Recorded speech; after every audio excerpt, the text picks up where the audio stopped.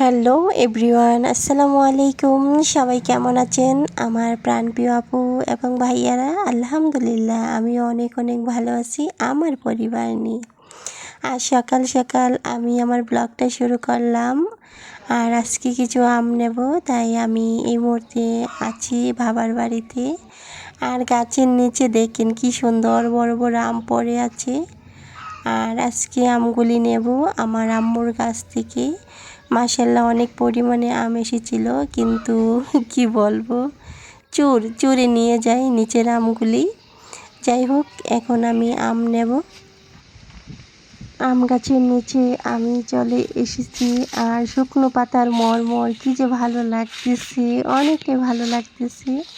আর আমগুলো দেখেন কতটাই উপরে, কিন্তু অনেক কষ্ট করে পারতে হচ্ছে। অনেক কষ্ট করে কিন্তু জোগাড় করে নিয়ে হয়েছে ভাঁস দিয়ে এখন আম পারবো। এতটাই উপরে আম পারতে কিন্তু কষ্টই লাগতেছে, অনেকটাই কষ্ট। আমগুলি পারতেছি আর সেই ছোট্টবেলার কথা আমার মনে পড়ে যাচ্ছে। ছোটবেলা কিন্তু আমরা এভাবে আম পেড়ে নিয়েছি। প্রায় অনেক দিন পরে এভাবে আম পাড়তেছি, অনেকটাই ভালো লাগতেছে।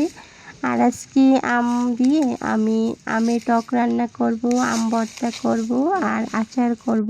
যাই হোক, আমগুলো এখন নিয়ে নিচ্ছি। কি সুন্দর কোকিলের কুহু কুহু ডাক, আর অনেকটাই ভালো লাগতেছিল। আর যেহেতু বৃষ্টি হয়েছিল, মাঠের মধ্যে সবুজ ঘাস উঠে গেছে, কিন্তু এখন দেখা যাচ্ছে না, খড়কুটো দিয়ে মানে ঘেরাও করে রাখছে মাঠটা, এই জন্য দেখা যাচ্ছে না সবুজ ঘাস। আর এখানে দেখেন কি সুন্দর ফুলটা, আমি একটু ভিডিও করে নিছি কারণ ভালো লাগছিল। আর এখন বাসায় চলে আসলাম আম নিয়ে। এখন আমি সবগুলো দিয়ে, মানে সবগুলো না, অর্ধেক কিছু দিয়ে ভর্তা করব, আর কিছু দিয়ে ছোট মাছ দিয়ে রান্না করব, আর কিছু রেখে দেব আচারের জন্য।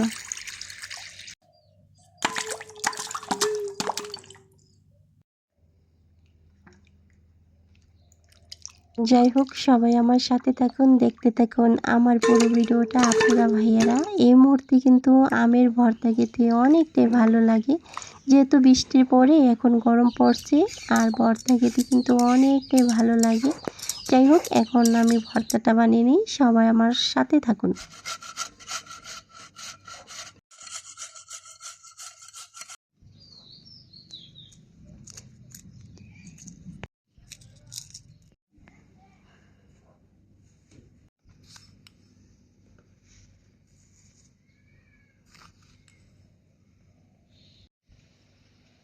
ভর্তা বানানো শেষ, এখন মজা করে খেয়ে নেব।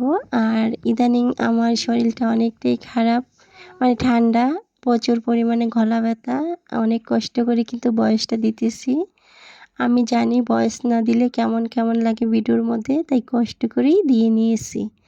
আর আমি কিন্তু ছোটো মাছ আগেই রেডি করে নিয়েছি, আর আম কেটে নিয়েছি।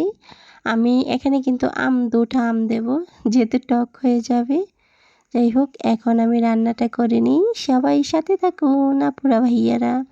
এরকম ছোটো মাছ দিয়ে যদি আম রান্না করা হয় অনেকটাই মজা লাগে। মানে এক প্লেটের জায়গায় 2 প্লেট ভাত খেয়ে নেওয়া যাবে। কিন্তু যে পরিমাণে গরম পড়ছে, গরমের জন্য তো কিছুই খেতে ভালো লাগে না। এরকম টক থাকলে তো অনেক অনেক অনেক ভালো লাগে আপুরা ভাইয়ারা। আমার ছোটো মাছ রান্না কিন্তু শেষ প্রান্তে। আমি কিন্তু হাতে মাখিয়ে রান্নাটা করে নিয়েছি। চুলার মধ্যে কিন্তু সব কিছু দিয়ে বসিয়ে দিয়েছিলাম। আর এখন ধনিয়া পাতা দিয়ে উঠিয়ে নেব। যারা এরকম সময়টা মিস করতেছেন তারা আর মিস করবেন না। আপনারা বাবার বাড়ি, বোনের বাড়ি, মামার বাড়ি গিয়ে কাঁচা আম এনে ভর্তা করে খেয়ে নেবেন কিন্তু। এখানে কিছু পরিমাণ আম রেখে দিয়েছি, যেহেতু আজকে সময় নেই, আমি পরে এগুলো কেটে আচার বানিয়ে নেব।